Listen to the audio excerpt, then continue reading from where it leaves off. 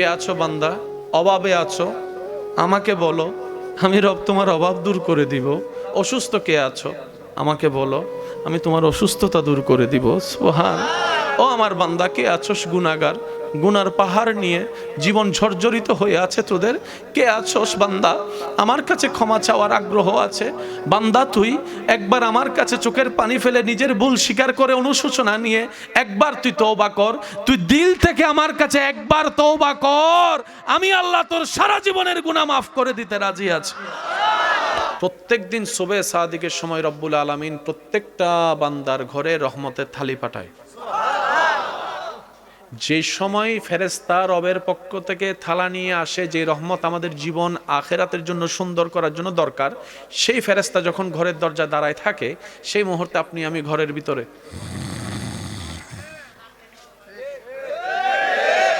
আরো জোরে বলা যাবে, সময় ক্ষণ পার হয়, মিনিট বাড়িয়ে ঘন্টার কাটা যায়। সময় পার হতে হতে যখন সূর্য ওঠার টাইম হয়, তখন সেই ফেরেশতা বলে, আল্লাহ কার জন্য তুমি রহমত পাঠালা? সে তো নিতে প্রস্তুত না, ঘুমাচ্ছে দেখো তোমার বান্দা। ফেরেশতা বলে, আল্লাহ এখন আমি কি করব রহমতের ঢালাটা নিয়ে? রব বলে যে আমি শুধু দিতে জানি, আমি দিই তো দিই না। ফেরেশতা বলে, আল্লাহ আমি এখন এটা কি করব? রব বলে যে এটা নিয়ে তুমি জঙ্গলে ছিটাই দিয়ে আসো। কোথায়? এবার বুঝতে পারছেন আপনার ঘরের সামনে গাছ তোলার জন্য কত যত্ন করা লাগে। জঙ্গলে কেউ না থাকলেও এত ফলের গাছ কোত্থেকে আসছে? ওই যেটা আপনি নেন নাই। এবার বলেন আমরা কি আসলে বুদ্ধিমান নাকি গাদা? আমি তো গাদা, আপনার নাম নেই কোন আমি জানি না। আমরা কি আসলে বুদ্ধিমান না গাদা? ভাব নিয়ে আমাদের মতো চালাক বুদ্ধিমান পৃথিবীতে আর কেউ। কিন্তু আয়নার সামনে দাঁড়ালে আয়নাই বলে তোর মতো গাদা, তোর মতো বেকুব, তোর মতো অবদর্থ পৃথিবীতে। রব্বুল আলামিনের মতো রব পেয়ে, রাহমাতুল লিল আলামিনের মতো নবী পেয়ে, ইসলামের মতো আজিম ধর্ম পেয়ে, কোরআনের মতো কিতাব পেয়েও যদি আমরা জাহান্নামে যাই, আমাদের মতো ব্যর্থ আর কে আছে? অঙ্ক বুঝাই দেন, বুঝাই দেন। বাপ মা গরিব ফলে ছেলে পড়তে না পারলে মনের বুঝ দেওয়া যায় বাপ মা টাকা ছিল না, ছেলে পড়তে পারে নাই। যার ঘরে টাকারই অভাব নাই, টিচার 10টা রাখতে পারে, তার ছেলে মেয়ে যদি পড়ালেখা না করে, দারোয়ানও বলবে তোর মতো ভোলা হইও লাভ কি বেড়া। এরকম বাপ মা ভাইয়া তুই পড়তে পারস না বেড়া, তোর জায়গায় আমি হলে ভিক্টোরিয়াতে পড়তাম, লন্ডন অক্সফোর্ডে পড়তাম, মিশর আল আজহারে পড়তাম, তুই তো ভাইয়া কাজে করতে পারস না। সেজন্য মনে রাখবেন ভাই, কঠিন কিছুই নয়, প্রথমে সবকিছুই কঠিন, লেগে থাকলে রব্বুল আলামিন ও কঠিন কাজ বান্দার জন্য সহজ করে দেয়। রান্না করা বড় কঠিন কাজ, প্রত্যেক দিনের চ্যালেঞ্জ হয় রান্নাতে, কারণ ক্ষুধা নিয়ে মানুষ ঘরে আসে, পরিবারের মানুষ। তো খাওয়াটা যদি স্বাদ না হয়, উনি তো পেট ভরে মন ভরে খেতে পারবে? ঘরে যিনি আপনার ঘরে রান্না করেন, প্রত্যেকটা দিন ওনারা চ্যালেঞ্জের ভিতরে যায়, কিন্তু আল্লাহ পাক রহমত এমন ভাবে দিয়েছেন ওনারা এটা চ্যালেঞ্জই মনে হয় না, হাতের তুড়িতেই যেন কাজ হয়ে যায়। এবার সত্যি করে একটা কথা বলেন, রান্না যদি মজা না হয় মেজাজ কি ভালো থাকবে? আরেকটু জোরে বলেন, মেজাজ ভালো না থাকলে কি মুখের কথা আটকাবে? সংসারে অশান্তি লাগবে কি লাগবে না? এবার আপনি গিয়ে ঘরে কি বলছেন, মা বাদ দাও, বউ বাদ দাও, বোন বাদ দে। আপনি তো টেবিলে বসে গেলেন, উনিও নিয়ে আসলো। এই রান্নাটা উনি কিভাবে করেছেন? লবণ যদি 19-20 হতো মজা হতো না, কিন্তু আল্লাহ তাআলা ওনাদেরকে এমন হিকমত দান করেছেন, আঙ্গুলে ঠিক অতটুক চিমটি লবণ উঠে যতটুক দরকার। সুবহানাল্লাহ বলবেন না? প্রত্যেকদিন রান্নার স্বাদ হওয়া এটা বড় চ্যালেঞ্জ। বান্দা হাত বাড়ায়, আল্লাহ রহমত দিয়ে কাজ সহজ করে দেয়, সহজ করে দেয়। বিশ্বাস করেন, প্রত্যেকটা সেকেন্ডে আল্লাহ তাআলা বান্দাকে গাইড করে। সুবহানাল্লাহ। কষ্ট হচ্ছে না তো আপনাদের? আচ্ছা, আপনাকে এই পৃথিবীতে যদি সবচেয়ে কে বেশি ভালোবাসে যদি লিস্টি করতে বলি, প্রথম লিস্টিতে আশা করি আপনারা মার নামটাই রাখবেন নাকি? পৃথিবীতে কে বেশি ভালোবাসে? মা। বলেন বলেন বলেন, আরো জোরে বলেন। সন্তান অসুস্থ হয়ে যদি মেডিকেলে যায়, সবাই সেবা করে, সবচাইতে বেশি খেয়াল কে রাখবে? আরো জোরে বলেন। তো বাবা কি আপনাকে জন্ম দেয় নাই? দিয়েছে। তো বাবার নাম বললেন না কেন? আমাদের সমাজে অনেক মানুষ মনে করে কি বাবারা সন্তানকে ভালোবাসে না। আমি শ্রদ্ধার সাথে বলি, বাবারা সন্তানকে ভালোবাসে কিন্তু দেখাতে জানে না।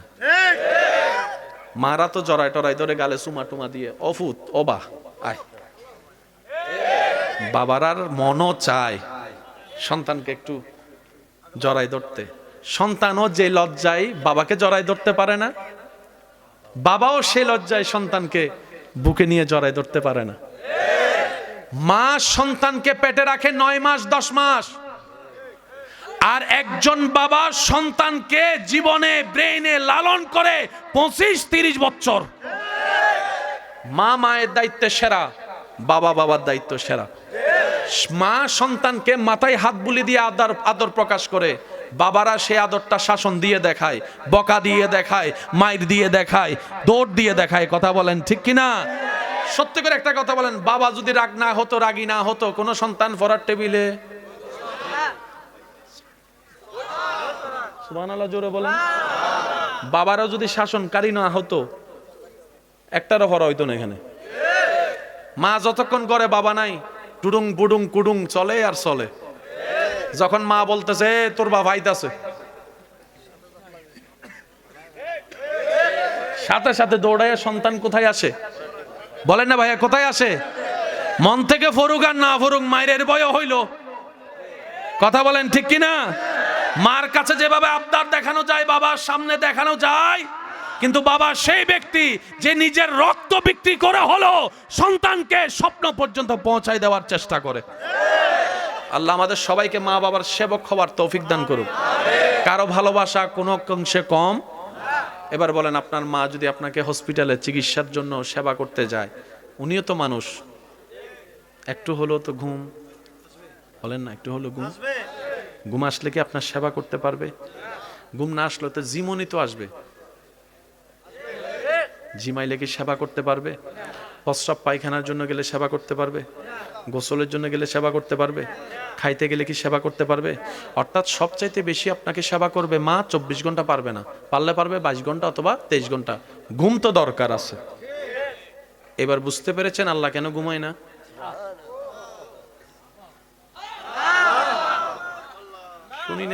শুনে ঈমানি আওয়াজ একবার বলেন সুবহানাল্লাহ। বুঝতে পারছি আপনাদের বসতে কষ্ট হচ্ছে অনেকের। যান দৌড়ায় চলে যান, দাইয়া কম্বলের ভিতর ঢুকে যান গা। আল্লাহ ঘুমায় না এই কারণে, কোন জায়গায় রাত, কোন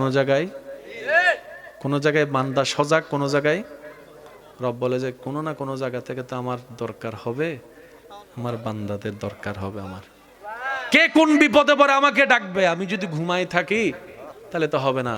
লা তাখুযু সিনাতাও ওয়ালা নওম, আমি আল্লাহ ঘুমাইও না, তন্দ্রাও করি না। আমি সর্বক্ষণ আমার সৃষ্টির প্রতি ভালোবাসার নজর দিয়ে তাকাই থাকি। সুবহান। আরেকটু জোরে বলেন সুবহানাল্লাহ। ঈমানি আওয়াজ দিয়ে বলেন, আমার আপনার আমাদের কাছে ভান্ডারে যা আছে সব কার দান? জোরে বলেন কার দান? দুনিয়ার কেউ যদি দান করে তার কাছে আবার যায়, তখন সে একটা ডায়লগ মারে, দিছি না, কালকে দিছি না, সকালে দিছি না, এই তোর একটু আগে দিছি না, আবার আইসো। যিনি দেয় তিনি আর দিতে চায়, কিন্তু এমন একজন রহমান পেয়েছি যিনি সব দিয়েছেন, দিচ্ছেন, তারপরও প্রতি রাতে গভীর রাতে এসে ডাকতে থাকে, কে আছো বান্দা, অভাবে আছো, আমাকে বলো, আমি রব তোমার অভাব দূর করে দিব।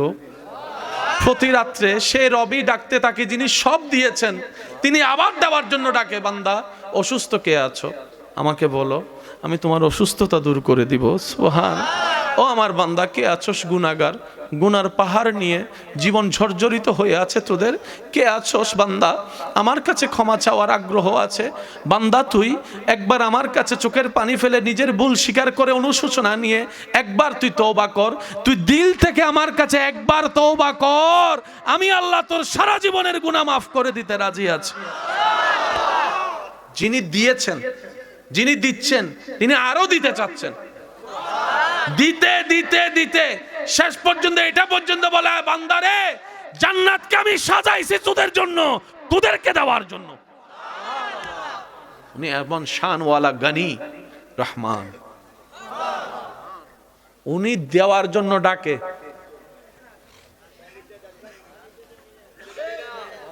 আমরা তো সাড়াই দিই না, উনি ডাকতেই থাকে, আমরা তো হাজিরে হয় না। অনেক সময় যখন আপনি দোয়া করে কিছু পান না, আল্লাহর সাথে একটু রাগ অভিমান আপনার হয়, এটা শয়তানের পক্ষ থেকে হয়, এটা আপনার পক্ষ থেকে নয়, যেন আপনার ঈমানটা নষ্ট হয়, এটা মাথায় রাখবেন। তো কখনো যদি না পেয়ে মন কোনো খারাপ হয়, তখন আপনি নিজের মনকে বলবেন, আল্লাহ তো আমাকে মুয়াজ্জিনকে দিয়ে 1000 বার হাইয়া আলা সালা বলে ডেকেছিল, আমি তো হাইয়া আলা সালার ডাকে সাড়া দিই নাই, হাইয়া আলাল ফালার ডাকে সাড়া দিই নাই, আমি এতবার সাড়া না দিও আল্লাহ তো আমার রিজিক বন্ধ করে নাই। এত অঙ্ক বুঝি না, এত অঙ্ক মনেও রাখতে পারবো না, কারণ আমাদের জীবন হায়াত খুব কম, জ্ঞান খুব কম। একটা হিসাব সবসময় মাথায় রাখবেন, every time, every moment, no excuse, শুধু জবানে রাখবেন আলহামদুলিল্লাহ, আলহামদুলিল্লাহ, আলহামদুলিল্লাহ, পাইলো আলহামদুলিল্লাহ, না পাইলো আলহামদুলিল্লাহ। সুবহানাল্লাহ জোরে বলা যাবে? আছে। তাহলে আমাদের কয়েকটা কাজ জীবনের সাথে বন্ধু বানাইতে হবে। 1 নাম্বার আলহামদুলিল্লাহ, বলেন কি? দ্বিতীয় নাম্বার হচ্ছে আস্তাগফিরুল্লাহ, জোরে বলেন কি? আস্তাগফিরুল্লাহ। তৃতীয় নাম্বার হচ্ছে আপনার আমার সর্বদা একটু অজুর সাথে থাকার চেষ্টা করতে হবে। কিসের সাথে? বলেন কিসের সাথে? সত্যি করে একটা কথা বলেন, অজু করার পরে নিজের ভিতরে একটা পবিত্রতা, ফ্রেশনেস ভাব অনুভব হয় কি হয় না? অজু করার পরে কারোর সাথে ঝগড়া করতে ইচ্ছা করে, কাউকে গালি দিতে ইচ্ছা করে, অজু করার পরে ইচ্ছা করে, অজু করার পরে কাউকে মারতে ইচ্ছা করে। এই অজুটা হচ্ছে পানির অজু, যেটার কারণে খারাপ কাজ আর তেমন ইচ্ছা করে। যেই দিন আপনি এই অজু করতে করতে আল্লাহর রহমতের পানি দিয়ে কলবের অজু করে ফেলতে পারবেন, সেদিন আপনি আব্দুল্লাহ থেকে ট্রান্সফার হয়ে প্রমোশন হয়ে আপনি হয়ে যাবেন ওলি আল্লাহ। শয়তান আমাদেরকে জ্বালায়, আমরা শয়তানের ফাঁদে পড়ি। ওলি হওয়া মানে কি জানেন? শয়তান জ্বালাবে কিন্তু আল্লাহ মাহফুজ করবে, আল্লাহ ওনাদেরকে গাইডলাইন করে, শয়তান আর ওনাদেরকে ধোঁকা দিতে, বলেন না ভাইয়া, ধোঁকা দিতে পারে না। আল্লাহ যখন কাউকে কবুল করে নেয়, শয়তানের পাওয়ার তাদের উপর আর কোনো প্রভাব দেখাতে পারে। যেই কথাই আপনাদেরকে আমি প্রথমেই ছিলাম, যার রব রহমান, যার নবী রহমাতুল্লিল। এখানে অনেক বিজ্ঞ উলামায়ে কেরাম আছেন, ওনারা যদি আমার জন্য একটু দোয়া করে তাহলে আমি যেতে পারবো সামনের দিকে। নবী রহমাতুল্লিল। আমাদের কালিমাটা কখনো খেয়াল করছেন? লা ইলাহা ইল্লাল্লাহু মুহাম্মাদুর, একটাই কি কালিমা নাকি আরো আছে? আশহাদু, বলেন না, আশহাদু লা ইলাহা ইল্লাল্লাহু ওয়া আশহাদু আন্না মুহাম্মাদ। আদম থেকে ঈসা নবী পর্যন্ত সবার কালিমা যেটা, আমাদেরও সেটা, লা ইলাহা ইল্লাল্লাহ, লা ইলাহা ইল্লাল্লাহ, লা ইলাহা ইল্লাল্লাহ, লা ইলাহা ইল্লাল্লাহ। একমাত্র আমাদের নবীকে আল্লাহ একটা স্পেশাল দিয়েছেন, সেটা হচ্ছে আশহাদু আন লা ইলাহা ইল্লাল্লাহ। সুবহানাল্লাহ জোরে বলি। এই মুহূর্তে আমি অদমের মাইকের আওয়াজ যত দূর যাচ্ছে, যে যেখান থেকে শুনতে পাচ্ছেন গভীর মনোযোগ। একমাত্র আমাদের নবীকে আল্লাহ সুযোগ দিয়েছেন আশহাদু বলার। এই সুযোগ, এই অথরিটি, এই ফ্যাসিলিটি অন্য কোন নবী রাসূল পাই নাই, অন্য কোন নবী রাসূল আল্লাহও দেয় নাই। এটা একমাত্র আমাদের নবী পেয়েছেন। আজকে যে আপনি বুক ফুলাই বলছেন আশহাদু, এই আশহাদুটা, আশহাদু হওয়ার জন্য কত কোয়ালিটি থাকা দরকার। আদালতে যখন আসামি যায়, বিচার যখন হয়, সাক্ষীর দরকার। একটু জোরে বলি না, সাক্ষীর দরকার। মাদ্রাসা স্কুলের ভাইরা যদি থাকেন একটু মনোযোগ দিবেন, সাক্ষীর দরকার। সাক্ষী কয়েক ভাবে হয়। এখন আপনি কারো বিপক্ষে সাক্ষী দিলেন, জজ আপনাকে জিজ্ঞেস করলো যে তুমি কি ঘটনাটা ঘটতে দেখেছো? আপনি বললেন না জজ। একটু জোরে বলি, এটা কি অ্যাপ্রুভেল হবে? শূন্যওয়ালার সাক্ষী অ্যাপ্রুভেল? বলেন না, বলেন না। অ্যাকর্ডিং টু আইন, আইনের কথাটা বলেন, হবে? আরেকজন এসে বলে যে না আমি অমুক থেকে শুনেছি। আরেকজন বলে আমি ফেসবুকের পোস্টে দেখেছি। 100 জন পরে এসে যখন বলে যে জজ সাহেব আমি নিজের চোখে দেখেছি। আইনুল ইয়াকিন, আদম থেকে ঈসা সমস্ত পয়গম্বর আল্লাহকে এক বলে স্বীকার করেছেন, লা ইলাহা ইল্লাল্লাহ। একটু জোরে বলেন না। এটা হচ্ছে দাবি। এটা কি? একটু জোরে বলেন। জায়গাটা আমার, এটা দাবি। যখন আসবে দলিল তখন হবে প্রমাণ। দাবি আলাদা, প্রমাণ। আদম নবী বলে এক আল্লাহ ছাড়া কোনো মাবুদ নাই, মূসা নবী বলে এক আল্লাহ ছাড়া কোনো মাবুদ নাই, ঈসা নবী বলে এক আল্লাহ ছাড়া কোনো মাবুদ নাই, দাউদ নবী বলে এক আল্লাহ ছাড়া কোনো মাবুদ নাই, ইমরান নবী বলে এক আল্লাহ ছাড়া কোনো মাবুদ নাই, ইব্রাহিম নবী বলে এক আল্লাহ ছাড়া কোনো মাবুদ নাই, হযরত ইসমাঈলের একই কথা, জবিহুল্লাহর একই কথা, হযরত ইসহাকের একই কথা, হযরত ইউনূসের একই কথা, ঈসার একই কথা। সব পয়গম্বর বলে আল্লাহ কয়জন? সবাই দাবি করে, সবার দাবি। উম্মতরা জিজ্ঞেস করে আদম নবী আপনি কি দেখছেন? কই না। হযরত দাউদ আলাইহিস সালাম আপনি যে আল্লাহকে এক বললেন দেখছেন? একটু জোরে বলি না একটু। ইউসুফ নবী আপনি আল্লাহকে এক বলছেন দেখছেন? মুসা নবী আপনি আল্লাহকে এক বলছেন, আপনি কি দেখছেন? কয় দেখি না, একটু কথাও বলছিলাম। আল্লাহ এক, এটাকে অ্যাকর্ডিং টু ল দাবি করার জন্য একটা সাক্ষীর দরকার। কথা বলেন না ভাই। একটা সাক্ষীর দরকার। ওই সাক্ষীকে বাস্তব রূপের জন্য মেরাজের দরকার। সেজন্য আল্লাহ তাআলা আমাদের নবীকে সবার শেষে পাঠিয়েছে, যাতে সাক্ষীটা না। সুবহানাল্লাহ, গরজাইয়া কই না, এখনো কই না ভাই। একটা কথা ক্লিয়ার শুনেন, মুসা নবীর উম্মত থাকলে চুপ করে থাকেন, ঈসা নবীর উম্মত থাকলে মুখ দিকে ফিরে রাখেন। যারা শানওয়ালা নবীর নবীর ভিআইপি উম্মত, নবী রাহমাতুল লিল আলামিন নবীর উম্মত, তারা মন খুলে বলেন সুবহানাল্লাহ। এই দলিলটাকে, এই দাবিটাকে পরিপুক্ত করার জন্য একটা সাক্ষীর দরকার। বলেন সাক্ষীর দরকার।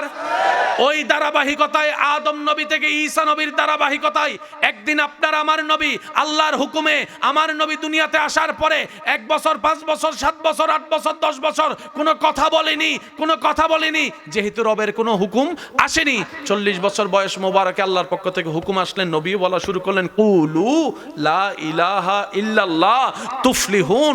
লা ইলাহা ইল্লাল্লাহ দাবি নবীজি করা শুরু করলেন। কোন দাবি? কোন দাবি? যে দাবিটা অন্য নবীরাও করেছেন। নবী দাবি শুরু করলেন, দাবি শুরু করলেন আল্লাহ। বলেন না আল্লাহ। একটু জোরে বলেন আল্লাহ, আল্লাহ, আল্লাহ, জোরে জোরে আল্লাহ, আল্লাহ। যখন দাবি দেওয়া শুরু করলেন, আল্লাহ পাক বলে হাবিব আপনাকে ওনারা প্রশ্ন করবে দেখছেন কিনা, সেদিন যেন আপনার মাথা নিচু করতে না হয়। সুবহানাল্লাযী আসরা বিআবদিহি লাইলাম মিনাল মাসজিদিল হারামে ইলাল মাসজিদিল আকসা। অন্য আয়াতে সুম্মা দানা ফাতাদাল্লাহ, সুম্মা দানা ফাতাদাল্লাহ, সুম্মা দানা ফাতাদাল্লাহ ওয়া কানা কাবা কাউসাইন। আল্লাহ বলে হাবিব আপনি আসেন, আমি দেখা দিয়ে দিই যেন দলিলটা হয়ে যায়। আল্লাহু আকবার।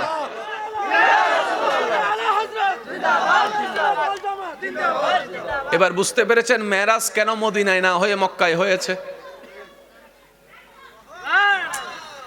সুবহানাল্লাহ, আরো জোরে। আজকে একটা কথা বলি, আমি পাগল মানুষ। আল্লাহর প্রত্যেকটা কাজে বড় হিকমত আছে। আপনারা যদি আল্লাহ একটু কষ্ট দেয়, বুঝবেন এটার মধ্যে আপনার উপকার আছে। কষ্ট পাইলে মানুষ মজবুত হয়। ফিরি ফিরি বাপ দাদার সম্পত্তি যায় ভাই, দেখবেন যে ধরে রাখতে জানে না। দেখেন চতুর্দিকে দেখেন, আর যারা ঘাম জড়াইয়া কামাইয়া জড়ায় ধরে রাখতে পারে। এই পৃথিবীতে যত জ্ঞানী আছে টপ লেভেলের, সবার অতীতের জীবনটা দেখবেন, পড়ালেখার বয়সের মধ্যে মা বাবার তেমন সাপোর্ট পায় নাই, টাকা পায় নাই, অন্যের থেকে গাইড লইয়া লইয়া, কোনো প্রাইভেট মাস্টার পাই নাই, তখন ওই বন্ধুর কাছে যাইয়া দোস্ত তোর স্যার আজকে কি পড়াইছে, গাইডটা একটু আমাকে দে।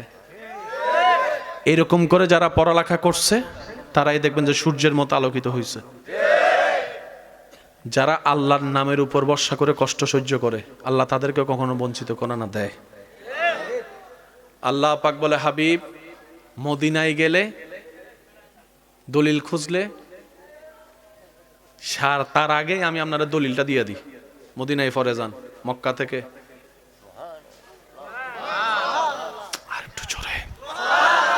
আরেকটু জোরে। সবচেয়ে মজার বিষয় হচ্ছে যে নবীজির মেরাজ বর্তমান উন্নত সায়েন্স দ্বারা যারা, তারাও স্বীকার করে নিচ্ছে নবীর মেরাজ সত্য। এবার আমি আপনাদেরকে ছোট্ট একটা অঙ্ক বলি, তাহলে আপনারা বুঝতে পারেন। বিরক্ত হয়ে গেছেন যে বুঝছি আমি, তবে ওলামায়ে কেরামের চেহারা দেখতেছি তো, ওই চেহারা থেকে আমার কাছে একটু এলম আসতেছে, তো সেজন্য দুই কথা একটু মুখ দিয়ে বাইরেতেছে আর কি।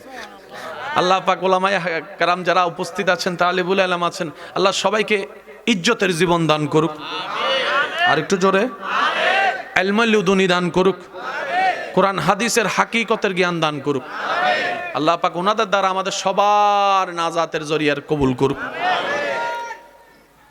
নবীজির মেরাজের কথা, যুবক একটু মনোযোগ দিবেন। পৃথিবীতে কোরআনের সাথে চ্যালেঞ্জ করার মতো কোনো কিতাব নাই, কোরআনকে ভুল ধরার মতো কোনো কিতাব নাই।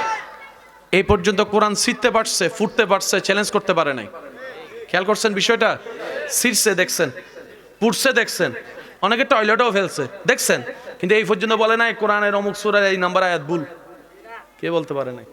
তো তুই যেহেতু কোরআন নিয়ে কথা বলছিস, তুই কোরআনকে চ্যালেঞ্জ না করবি। কোরআন পড়লে তো কোরআনের শান কমবে না। কোরআনে ভুল খুঁজ, তখন তারা উত্তর দেয় আমরা কি ভুল খুঁজবো?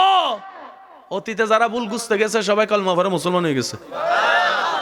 কোরআন হচ্ছে আল্লাহ রাসূলের জিন্দা মুআজিজা।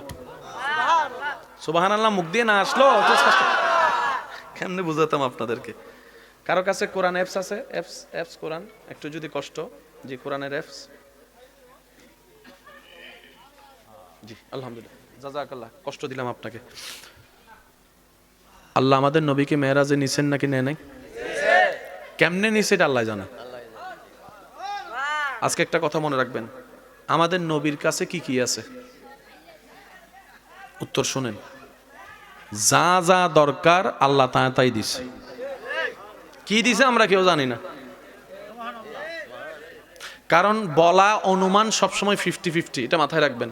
হতেও পারে, বলে না হতেও পারে, আগামীকালকে সকাল 10টায় বৃষ্টি হতে পারে, হতেও পারে, বলেন না হতেও পারে, আগামী 15 দিন পরে ঠান্ডা একটু বাড়তেও পারে, হতেও পারে। এটা হচ্ছে আমাদের যোগ্যতা, কিন্তু আল্লাহর হিকমত এটা বরাবর হ মানে হয়ে গেছে, আছে মানে আছে। তো নবীকে যে দিছে ওই আল্লাহ জানে, যে নবী পাইছে সেই নবী জানে। এই ছাড়া আমরা যারা আছি সবাই হইলাম ছাগলের 3 নাম্বার বাচ্চা। কথা বলেন? একমাত্র কামা হক্কুহু বরাবর জানে কে? যিনি দিছেন আর যিনি পাইছেন। এই ছাড়া আমরা আর কেউ কোনো কিচ্ছু, আমাদের সব অনুমানেই চলতেছে। কোরআন কয়টা? আয়াত কয় রকমের? কিন্তু অর্থ হয় হাজার রকমের, যার বুঝ যেমন হয়ে যায় এরকম। কামা হক্কুহু আমরা কেউ জানি। ভাই এটা আসছে না, একটু দেখুন। এই এমনি ওইটার ওই নাম্বারিং আছে না, নাম্বারিংটা একটু যদি বের করতেন। আচ্ছা, আল্লাহ তাআলা মেরাজে আমাদের জন্য নবীর মাধ্যমে কিছু জিনিস পাঠিয়েছেন, তার মধ্যে একটা হচ্ছে 5 ওয়াক্তের জিনিস। সেটা কি? এই তো মাশাআল্লাহ, কি একটু জোরে বলেন না কি? নামাজের ভিতর ফরজ আছে, সুন্নত আছে। ফরজ যদি আপনি খেয়াল করেন, ফজরের নামাজ আমি শুধু বলবো, আপনি রাকাতগুলো গুনবেন। ফজরের নামাজ ফরজ 2 রাকাত, জোহরের 4 রাকাত, 4 2 আসরের 4 রাকাত, জোরে জোরে মাগরিবের 3 রাকাত, মাগরিবের 3 রাকাত, এশারের 4 রাকাত। আল্লাহ তাআলা মেরাজের দিন নবীকে যে নামাজ দিয়েছেন আমাদের জন্য, সেটার ফরজ রাকাত হচ্ছে 17। কত কত? জোরে বলেন কত? আল্লাহ তাআলা সেই মেরাজের ইঙ্গিত কোরআনে যে সূরা দিয়েছেন, সেই সূরা হচ্ছে বনী ইসরাইল। সুবহানাল্লাযী আসরা বিআবদি। কোন সূরা? বলেন বলেন আরো জোরে। বনী বনী বনী এই বনী ইসরাইলটা কোরআনের কত নম্বর সূরা? 17 নম্বর। সুবহানাল্লাহ, আরেকটু জোরে। 17 রাকাতের নামাজওয়ালার কথা 17 নম্বর সূরায়। কয় নাম্বার আয়াত? সূরা নাম্বার 17, আয়াত নাম্বার, সবাই বলেন আয়াত নাম্বার। এবার উনি সাক্ষী থাকবো, আপনারা আওয়াজ দিবেন। আপনাদের সাথে কি আমার গতকালকে দেখা হয়েছিল? হোয়াটসঅ্যাপে কোনো কথাটা তো হয়েছে না যে আমি যাই এটা কমু তুমি এটা কইও, কিছু তো নাই। আচ্ছা, ওলামায়ে কেরাম সাক্ষী দিবে, আপনারা শুধু আওয়াজ, যার যেটা মন চাই যেটাই উত্তর দেওয়ার সেটাই দিবেন। আপনারা যেটা উত্তর দিবেন আমি সেটা নিয়ে আগাবো। আমি আপনাদেরকে কিছু সিচুয়েশন বলতেছি, এই দেখে আপনারা শুধু বলবেন এখানে কি বলা দরকার, কি বলা উচিত। হ্যাঁ, গতকালকে মানুষটা মারা গেছে, বুঝে বুঝে বলেন না ইন্না লিল্লাহি। এবার আরেকটু জোরে বলেন। যাক, ফ্যাট ভরে খাইছি, শিখাই দিনে তো আমি না। খাবার শুরু করার আগে মাশাআল্লাহ মাশাআল্লাহ মাশাআল্লাহ, রে তোর চেহারাটা কি সুন্দর রে। সি সি সি সি সি, ভাই শুনছেন, বাপ ছাড়া সন্তান দুনিয়াতে আসে না, কিন্তু ঈসা নবীর বাপ নাই। জোরে বলেন, আরো জোরে। ভাই আপনি এই জায়গায় মাশাআল্লাহ বললেন না, আলহামদুলিল্লাহ বললেন না, সুবহানাল্লাহ কেন বলছেন আপনি? আমি জানি কোন জায়গায় সুবহানাল্লাহ কোন লাগে, এটা আমি জানি। সুবহানাল্লাহ মানে, অর্থের দিকে যাব না, সুবহানাল্লাহ কখন বলে? যেখানের সাথে রবের কুদরতের সম্পর্কই আসে সেখানে হয় সুবহানাল্লাহ। মনে রাখবেন এটা, যেখানে রবের ডাইরেক্ট কুদরত জড়িত সেখানে শব্দ কি আসে? আর একটু জোরে বলেন। সুবহানাল্লাহ মানে ঘটনা সত্য, কিন্তু কেমনে হয়েছে আমরা কিচ্ছু জানি না। সুবহানাল্লাহ কন না। বাপ ছাড়া সন্তান আসে না, এটা সকলে জানে, কিন্তু রব যখন চায় ঈসা নবী আসে। মা বাপ ছাড়া সন্তান আসে না, কিন্তু রব যখন চায় আদম এবং হাওয়া আসে। এটা রবের কুদরত। রবের কুদরত মানে কি? ঘটনা বাস্তব, কেমনে করছে এটা আল্লাহ জানে, এটা আমরা কেউ জানি না। তা আমাদের কাজ কি? আমাদের কাজ হচ্ছে আমান্না, বিশ্বাস করলাম, মেনে নিলাম। যারাই সেগুলোরে বিশ্বাস করে তারাই মুসলমান। আমি কি বুঝাতে পারছি কথা? ঘটনা কি মিথ্যা নাকি সত্য? জোরে বলেন, আরো জোরে। অন্যরা মানে, যারা মানে না তারা মুসলমান না, যারা মানে তারাই মুসলমান। বাস, হিসাব কি বুঝে আসছে? এটা খুলেন, একটু খুলেন। 17 নম্বর সূরার প্রথম শব্দ যেখানে আল্লাহ তাআলা আমাদের নবীর মেরাজের কথা বলেছেন, সুবহানাল্লাজি। আচ্ছা আমি পড়ে আপনারা শুনেন। সুবহানাল্লাজি আসরা বিআবদিহি লাইলাম মিনাল মসজিদিল হারামে ইলাল মসজিদিল আকসা। এটা মেরাজ নয়, এটা আসরা। আরেক জোরে বলেন সুবহানাল্লাহ। অল্প সময়ে রাতের অংশে আমি আল্লাহ আমার হাবিবকে, আমার নবীকে, আমার প্রিয়কে, আমার ইয়াসিনকে, আমার মুদ্দাসিরকে, আমি সুবহানাল্লাহ শুনতে পাচ্ছি না তো, আমার মুজাম্মিল নবীকে, আমার মেহবুব নবীকে, আমার আহমদ নবীকে, আমার মেহমুদ নবীকে, আমার রউফ নবীকে, আমার রহিম নবীকে, আমার হাবিবকে মক্কা থেকে আকসা নিছি। তখন তো গাড়ি, তখন এর বাহন হচ্ছে ঘোড়া আর উট। তো যারা আকসা এবং মক্কায় আসা যাওয়া করে ওনারা কয় ইম্পসিবল, আমার লাগছে বেটা 7 মাস। আরেকজন কয় আমার স্পিড ঘোড়া আরো বেশি, আমার লাগছে বেটা 5 মাস। অসম্ভব, অসম্ভব, টোটালি অসম্ভব, টোটালি অসম্ভব, টোটালি। যাদের বুঝার আগ্রহ আছে তারা বলেন টোটালি। আবু বকর সিদ্দিক শুইনা কয় আমি মাইনে নিছি। এই পার্থক্য হয়ে এই জায়গায়, মুসলমান আর গায়রে মুসলমানের পার্থক্য এখানে। গায়রে মুসলমানরা সন্দেহে থাকে, মুসলমানরা চোখ বন্ধ করে বিশ্বাস করে লয়। এবার আল্লাহ তাআলা এখানে হিকমত কি দিয়েছেন? নবীর মেরাজ মক্কা থেকে আকসা অল্প সময়ে, যেটা বিজ্ঞানের চোখে সম্ভব। বলেন না, বিজ্ঞানের চোখে সম্ভব, গোড়ার চোখে সম্ভব, ওটার চোখে সম্ভব, এটার চোখে সম্ভব, ওটার চোখে সম্ভব, আবুল হাকিমের চোখে সম্ভব। এটা আল্লাহ তাআলা জানে। আল্লাহ তাআলা এবার বলতেছে, ও মুসলমান, আমি চাইলে পার এমনি, আমি আল্লাহ চাইলে পারবো। আমরা বললাম যে আল্লাহ আপনি চাইলে তো সেকেন্ডের আগে। সেজন্য আল্লাহ তাআলা মেরাজের আয়াত শুরু করেছেন নিজের নাম দিয়ে, সুবহানাল্লাহ সুবহানাল্লাহ সুবহানাল্লাহ সুবহানাল্লাযী আসরা বিআবদিহি। আল্লাহ তাআলা বলে মেরাজের ঘটনার মধ্যে কে গিয়েছে সেটা দেখিও না, কে নিয়ে গিয়েছে সেটা দেখো। কে যাচ্ছে সেটা দেখিস না, কে নিচ্ছে এটা দেখ। আল্লাহ কয় সেজন্যই তোর আশ্চর্যের কথা শুনলে সুবহানাল্লাহ কস, আমিও মেরাজের আয়াতে সুবহানাল্লাহ লাগাই দিছি। সেজন্য মনে রাখবেন, পৃথিবীর সমস্ত বই পড়বেন ব্রেন দিয়ে, কোরআন এবং হাদিস পড়বেন অন্তর দিয়ে। সুবহানাল্লাহ বলবেন না? পৃথিবীর সমস্ত ব্রেন সেভ হয় ব্রেনে, সমস্ত পড়ালেখা সেভ হয় কোথায়? কোরআন সেভ হয় সিনায়, অন্তরে। সেজন্য পাগলের মাথা ঠিক না থাকলেও কোরআন তেলাওয়াত ঠিকভাবে চলে। ডাক্তারের মাথা পাগল হয়ে গেলে আর কোনো প্রেসক্রিপশন লিখতে। আল্লাহ তাআলা আমাদেরকে একটা হায়াত দিয়েছেন, আল্লাহ তাআলা আমাদের সবাইকে একটা হায়াত দিয়েছেন। এই হায়াতটা আল্লাহর দেওয়া আমানত। আপনার আমার শরীরের মধ্যে যা কিছু আছে সব আল্লাহর দেওয়া আমানত। একটারও মালিক আপনি আমি নই। হাসরের ময়দানে সবকিছু আমাদের বিপক্ষে সাক্ষী দেওয়ার জন্য দাঁড়িয়ে যাবে। সেজন্য জীবন যতদিন বাঁচবেন অন্যের ভালো করে বাঁচার চেষ্টা করবেন। একটা আবদার করি, জীবনের ব্যাপারে এবং ঈমানের ব্যাপারে কখনো কম্প্রোমাইজ করবেন না। আর বাকি সব ব্যাপারে কম্প্রোমাইজ আপনি চাইলে করতে পারেন। ঠিক আছে, তুই আমার আইফোনটা নে, তোর স্যামসাংটা আমারে দে, কম্প্রোমাইজ করেন, সমস্যা নেই। কিন্তু জীবনের ব্যাপারে কোনো কম্প্রোমাইজ করা যাবে না, ঈমানের ব্যাপারে কোনো কম্প্রোমাইজ করা যাবে না। কারণ এগুলো ওয়ান চান্স, একবার গেলে আর আসবে না। আপনার আশেপাশে যে কবরস্থানগুলো আছে হাজারবার দেখেছেন।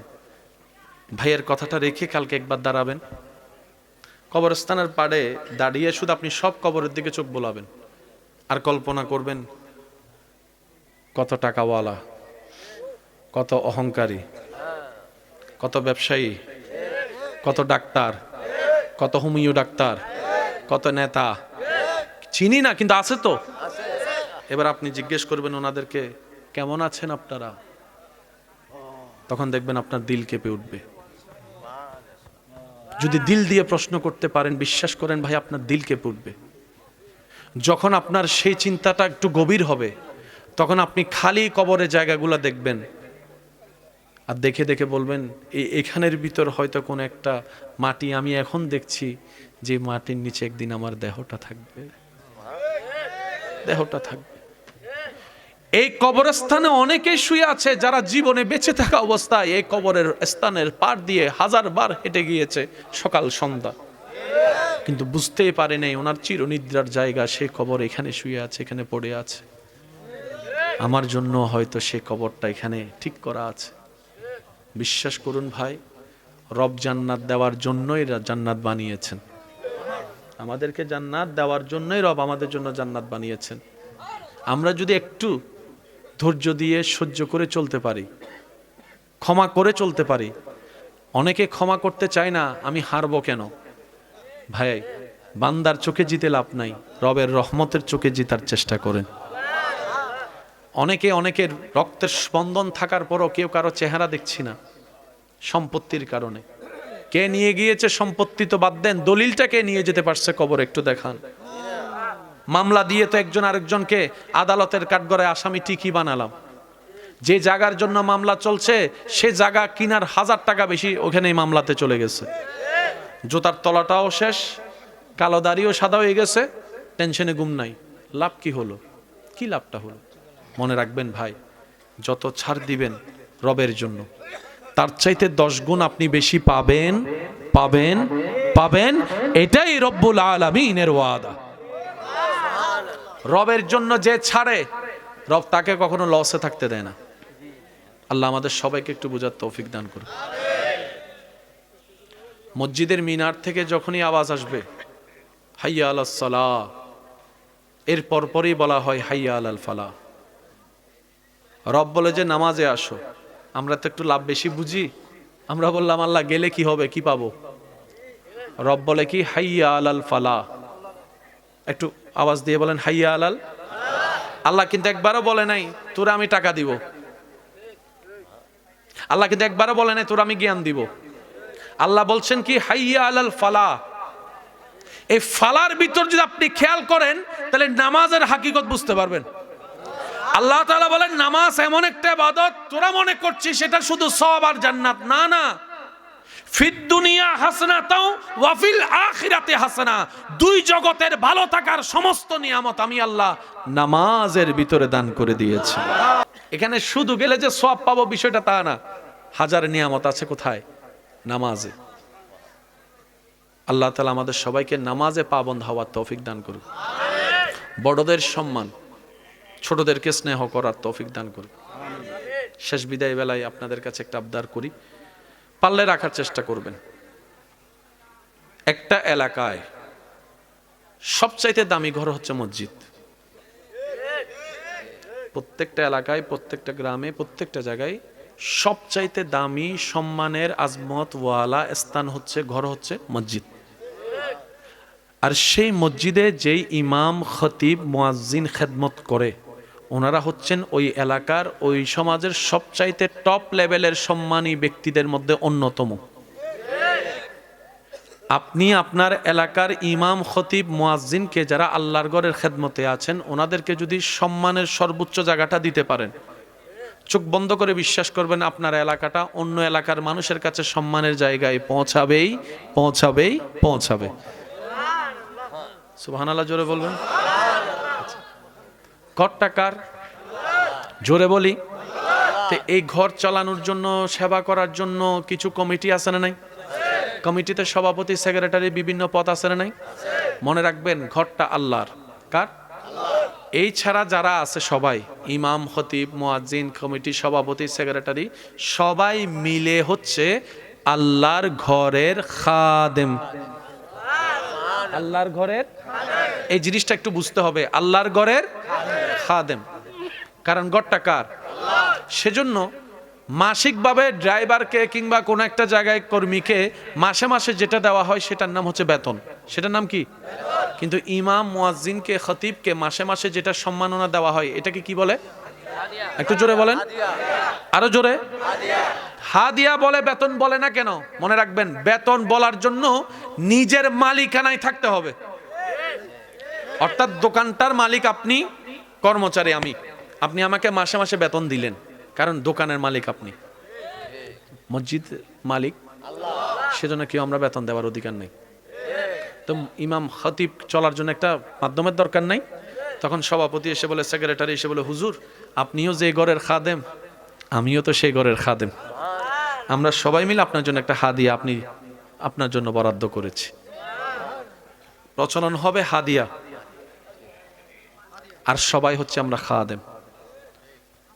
আপনাদের এলাকায় কিংবা কোনো এলাকায়, কোনো জায়গায় যদি আপনাদের এলাকার সেই টপ লেভেলের সম্মানিত ব্যক্তি, ইমাম, মুয়াজ্জিন, খতিব, মাসিক হাদিয়া কালেকশনের জন্য যদি দাঁড়ে দাঁড়ে যেতে হয়, এটা আমাদের নিজেদের অপমান, নিজেদের এলাকার কলঙ্ক।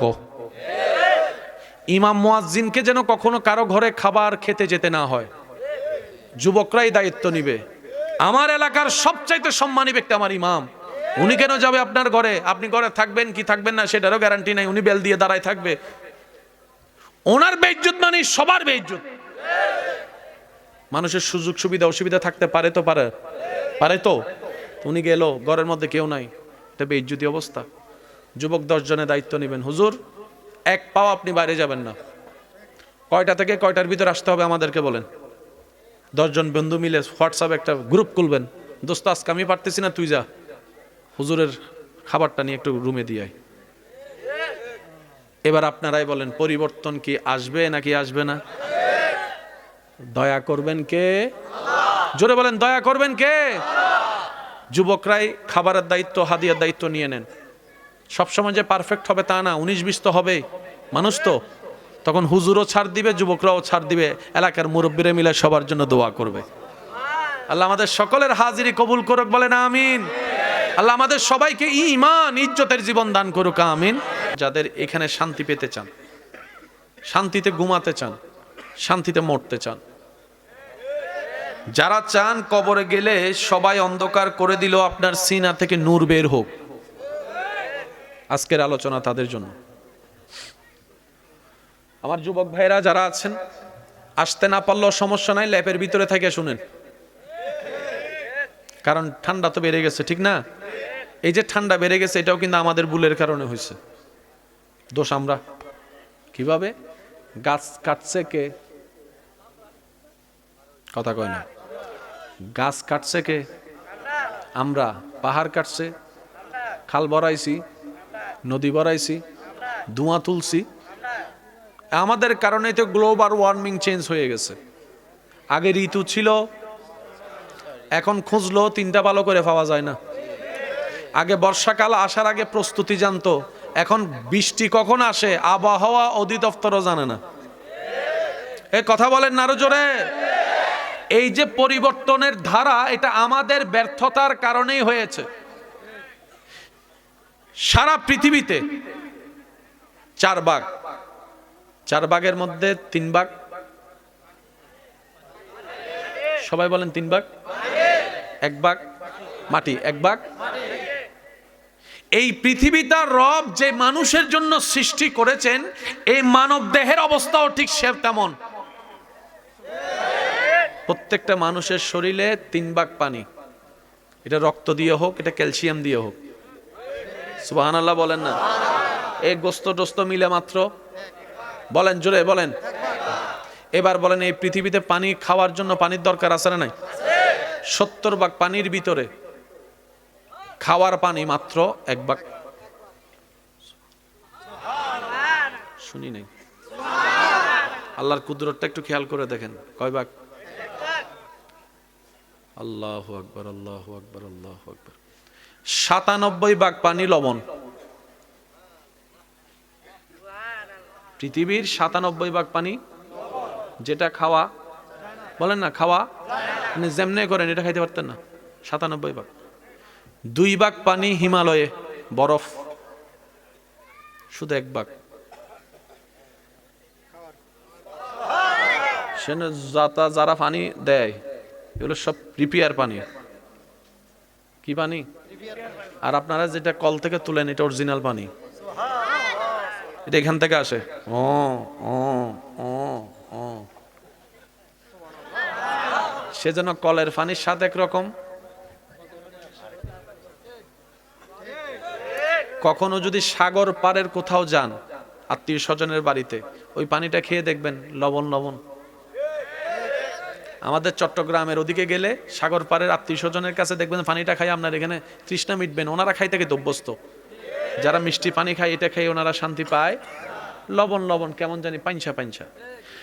97 আপনার এই পৃথিবীর ভিতরে 97 ভাগ, বলেন না বলেন না, লবণ। 2 ভাগ বরফ, 2 ভাগ, 1 ভাগ পানি আল্লাহ তাআলা দিয়েছেন। আজকে কোটি বছর এই পানিটাই খাচ্ছে মানুষ। এটা কিভাবে সম্ভব? এটা কিভাবে সম্ভব? আল্লাহু আকবার। মাত্র 1% পানি। আজকেও আপনি যেটা দুপুরে খাইছেন ওই 1% পানি থেকে। এবার কি পানি শুধু মানুষে খায় নাকি আরো অনেকে খায়? জোরে বলেন না। সবার জন্য পানির দরকার আছে না? তা আপনি তো তৃষ্ণা নিবারণের জন্য পানিটা খাচ্ছেন টিউবওয়েল থেকে, পাম্প থেকে তুলে। জঙ্গলের মধ্যে যে পাখিটা আছে ওখানে তো টিউবওয়েলও নাই। আল্লাহ তাআলার নিজাম এত সুন্দর, পরিষ্কার, ক্লিয়ার। রব্বুল আলামিন রিজিকের দায়িত্ব নেওয়ার কারণে কারো রিজিকের মধ্যে কখনো কমতি আসে নাই। করোনাকালীন সব বন্ধ হলেও কারো খাবার বন্ধ হয় নাই। কারণ রিজিকের দায়িত্ব কার? আল্লাহর। এই কথাটা ভুলে যাওয়ার কারণে মানুষ সুদে লেগে গেছে। এই কথাটা ভুলে যাওয়ার কারণে মানুষ 2 নাম্বারই করে। সত্যিকার কথা একটা কথা বলেন, মানুষ যত 2 নাম্বারই করে, যত যাই করে, সবকিছু কিসের জন্য? বলেন না বলেন না। খাওয়ার জন্য, রিজিকের জন্য। এটাই তো। তো রিজিকের দায়িত্ব কার? আল্লাহ যেহেতু রিজিকের দায়িত্ব নিয়েছেন, আর কোনো টেনশন করার দরকার। ছোট্ট ছোট্ট পাখিকে খাওয়াই কে? একটু জোরে বলেন। মাছের ভিতরে একটা মাছ আছে সবচেয়ে বড় মাছ। কি মাছ? বলেন। তিমির ভিতরে কয়েকটা জাত আছে, তার মধ্যে একটা বড় জাত হচ্ছে নীল তিমি। কি তিমি? যেটাকে বলা হয় ব্লু হোয়েল। নীল তিমির ছোট বাচ্চা, যেটা আজকে ডেলিভারি হয়েছে, এখন ইতার মাথা এখানে, পা ওইখানে।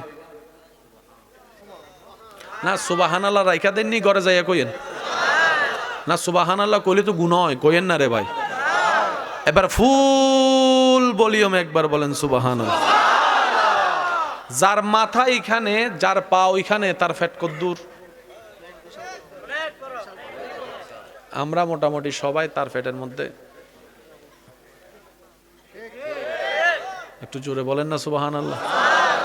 এবার তিনি মামার বাচ্চাকে জিজ্ঞেস করলাম, কাকু দাঁড়া একটু, খানা টানা খাইছত নি? কই ফ্যাট ভরে খাইছি। কিছু কিছু মানুষের ফ্যাট ভরতে 1 প্লেট 1.5 প্লেটে হইয়া যায়। আবার কিছু কিছু মানুষ আছে 20 প্লেট খাইলো, আছে না কিছু বন্ধুদের ভিতরে, 15টা 17টা খাইলো, কয় আরেকটা লো। আসেনি কয় না, জোরে কন। যেই তুমি ব্লু হোয়েল, ছোট্ট একটা বাচ্চা, জন্ম যার আজকে, মাথা যার এখানে, পা যার ওখানে, পেটটার কত বড়, কিন্তু কখনো শুনেননি খাবার অভাবে একটা পশু মারা গিয়েছে, একটা পাখি মারা গিয়েছে? শোনা হয়নি। এবার ওনাকে জিজ্ঞেস করেন, তুমি কাকু চাকরি কি কোনো কিছু আছে? চাকরি কি? ব্যবসা বাণিজ্য আছে মনে হয়। বলে যে এটাও তো নাই। মার বাড়ি, দাদার বাড়ি, নানার বাড়ি কিছু আছে? কয় এটাও চিনি না, চতুর্দিকে ফানি আর ফানি। খাবার কি চলে? বলে যে চলে।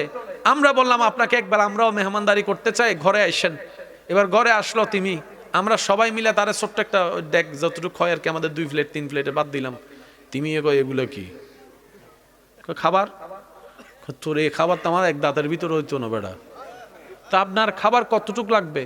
বলে যে ডেইলি আমার খাবার লাগবে নিম্নে 1 টন। কি 1 টন? হ্যাঁ 1 টন। ফ্যাট কত দেখোস না বেড়া? তোর 2 প্লেট আমার কোন দিকে যাবে? এটা তো খাইতে খাইতে জিব্বার সাথেই শেষ। তো তুমি প্রত্যেক দিন কি আপনারা এভাবে খাবার পান? বলে যে হ্যাঁ। আমরা বললাম কিভাবে? তুমি উত্তর দেই, রিজিকের দায়িত্ব রব নিয়েছেন, তো সৃষ্টির আর রিজিক নিয়ে টেনশন করতে হয় না। টাইমে টাইমে আমার রাজ্জাক আমার কাছে রিজিক পৌঁছায় দেয়। এটার নাম হচ্ছে বর্ষা, যেটা আমাদের কমে গেছে। আল্লাহর উপর তাওয়াক্কুল, যেটা আমাদের লেভেলটা কমে গেছে। এই একটা জায়গা যদি বাড়াইতে পারি, দেখবেন যে সেকেন্ডের ভিতর সব পাল্টে গেছে। আচ্ছা, আমরা যে দুনিয়াতে আসছি, ডেলিভারি করানোর সময় আমার মা, আপনার মার পাশে কত মানুষ লাগছে না? দাইমা, দাত্রীমা, জোরে জোরে বলেন না। সব শব্দ তার ভেঙ্গে বলা যাচ্ছে না, একটু বুঝে বুঝে আপনারা উত্তর দেন। আজকে থেকে 30-40 বছর আগে এখানে রুট তেমন ভালো ছিল, কিন্তু ডেলিভারি তো হয়েছে। ডেলিভারি এখন রাস্তা উন্নত, কল দিলেই অ্যাম্বুলেন্স, আশেপাশেই ডাক্তার। একটু জোরে বলেন না। আগের যুগে দেখবেন একজন দাদি নানি 11 জন 12 জন 14 জন সন্তান প্রসব করার পরও আমার বুড়ি দাদি। বর্তমান সময়ে দেখবেন 1টা 2টা হওয়ার পরে ডাক্তার কয় আর নিও না। কথা কয় না? একটু জোরে বলেন। এবার আমি প্রশ্ন করব, আপনার উত্তর দিবেন। বর্তমানের তুলনায় আগে তেমন ভালো রাস্তা ছিল, ডাক্তার ছিল, গাড়ি ছিল, একটু জোরে বলেন, মেডিকেল ছিল, চিকিৎসা ছিল, সুব্যবস্থা ছিল, কিন্তু কোনো মা ডেলিভারি অবস্থায় মারা যায়নি। সিজারও করা। কিরে প্যাঁচটা লাগলো কোথায়? শুধু এক জায়গায়। শুনুন, আগের যুগের মারা যখন প্রসব বেদনায় কষ্ট পেত, তখন আপনারা তো জানেন 10 গ্রাম মিলে একটা ধাইমা ছিল। আপনাদের এখানে কি বলে আমি জানি, ধাইমা বলি আমরা। কি বলেন? ধাইমা। 10 গ্রাম মিলে একটা, আর এখন জায়গায় জায়গায় আছে। আগের যুগের মারা যখন কষ্ট পেত, মুরব্বীরা হাত বুলাই দিয়ে বলে যে মারে টেনশন করিস না, রাস্তা নাই, আল্লাহ আছে। ডাক্তার নাই, আল্লাহ আছে। তখন দাইমা আনতে যেতে হতো ব্যান গাড়িতে করে, হারিকেন জ্বালাইয়া রাতের 2টা বাজে, কেমনে রাস্তা টাস্তা কেমনে যায়। ওই দাইমা আসা পর্যন্ত আল্লাহ রহমত দিয়ে সেভ করে রাখছে। কেন? শুধু একটা কথা বলছে, মা টেনশন করিস না। আর আমরা বেশি মডার্ন হতে যাই এখন, শুধু এত না, oh my darling sweetheart, don't worry. Ambulance প্রস্তুত, ডাক্তার প্রস্তুত, মেডিকেল প্রস্তুত, বেশি জামিল হইলে ডাইরেক্ট ফ্লাইটও প্রস্তুত, ডলার প্রস্তুত, ব্যাংকে টাকা প্রস্তুত, আল্লাহ পাক বলে সব কিছুর নাম বলতে পারলি, আমার নামটাই বাদ দিলি। আমি আল্লাহ তো বলিনি ডাক্তারের কাছে যাস না, ডাক্তার তো আমারই সৃষ্টি। যা যা ডাক্তারের কাছে যা, তবে কথাটাকে আমার নাম নিয়ে বলবি। আল্লাহ কিভাবে বলবো? তুই বলবি আমার টেনশন করিস না, আল্লাহর রহমতে সব ব্যবস্থা করা আছে। এ প্যাঁচ লাগছে এই জায়গায়, আমি কি বুঝাতে পারছি? এতদিন দোষ ধরছেন অন্যের, আজকের মাহফিলে যতক্ষণ বসবো দোষ ধরবো নিজের। এই কথা কই না, আরো জোরে কর না। কোনো কষ্ট হবে আপনাদের? বিরক্ত হলে চলে যেতে পারেন, এটা প্রেমের বাগান। এখানে জোর করে প্রেম হয় না, দিল থেকে প্রেম হয়। কথা বলেন ঠিক কিনা? আরো জোরে বলেন ঠিক কিনা? সব আছে, নাম বাদ দিয়ে দিছে আল্লাহটা। আগে কথায় কথায় মানুষ আল্লাহর নাম বেশি বলতো।